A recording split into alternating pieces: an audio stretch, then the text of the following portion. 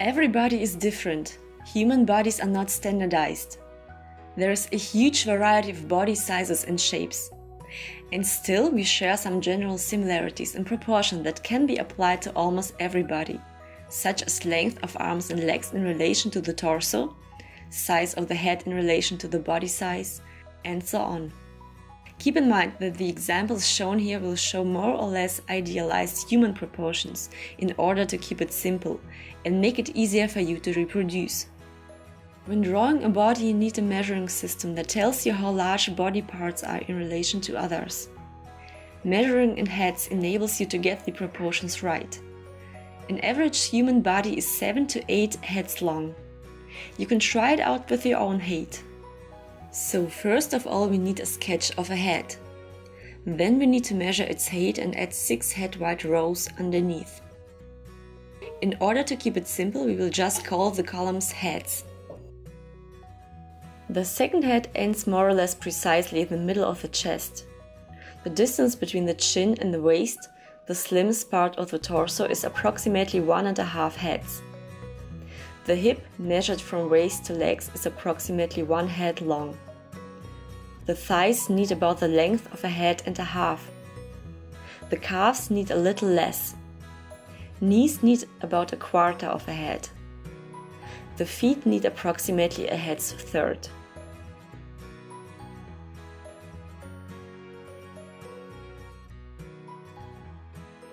A hanging arm reaches down to the middle of the thigh.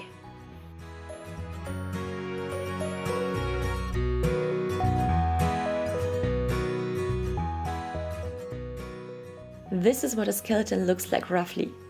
We don't have to be experts and know every little bone by heart in order to draw an anatomically correct body, but it's extremely helpful to have a rough idea of how the skeleton is constructed, where the long bones are, the joints that allow movement.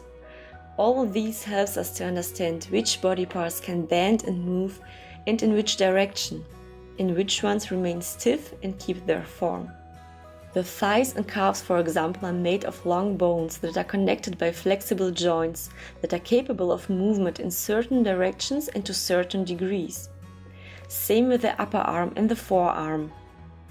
The rib cage that protects the organs and the pelvis also keep their form but can be moved and tilted by the spinal column that connects the two. The muscular system in the skeleton form the locomotor system that generates warmth, circulates blood throughout the body, and of course permits movement and defines the form and distinctness of certain body shapes. Muscles grow when stimulated by physical exertion, and as a consequence, certain body shapes change. When drawing an athletic figure, it's therefore vital to have a basic knowledge where muscle groups are and how they are formed roughly. Here you can see a depiction of a very slim body compared to a slim but athletic body. Notice which body parts are shaped differently by more muscle mass and how they are shaped.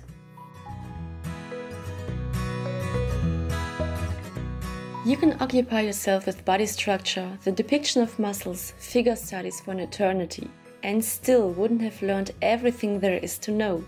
Frankly, the human representation is a never-ending story in art. You just have to take a look at any historical art book there is. If you really want to master the skill, it's vital to draw from life rather than from photograph, even if it's your own reflection in the mirror. You should also constantly try to observe how people walk, sit, lie, what poses they take up spontaneously, and how these poses appear to you. Do they feel comfortable, aggressive, tired, happy? Trust your gut and try to analyze why certain poses feel this way. This will help you to sharpen your instinct for authentic body language and anatomical accuracy. The best way to improve beside observation is of course practice. You can download these sheets on the Drawing People homepage. Feel free to use them, color them, and of course you can upload your results to your social media anytime. But don't forget to link to Drawing People so others can use them too.